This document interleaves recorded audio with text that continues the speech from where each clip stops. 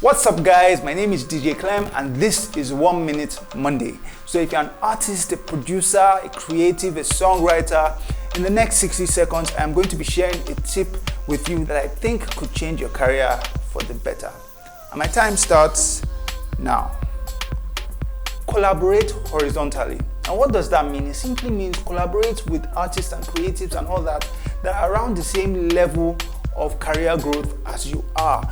A lot of people think that they're going to get that big break by working with a big name artist or producer or that kind of thing. It rarely happens that way because those people are going to think they're doing you a favor collaborating with you. They don't stand to gain as much as you would from that collaboration. So if you have 10,000 fans, work with people who have 10,000 fans or 15 or 8.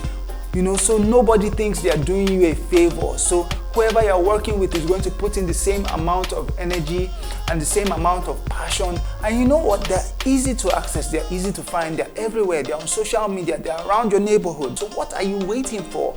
Find those guys, find those producers, find those artists, find them and work with them and make magic. I'll see you on the next one.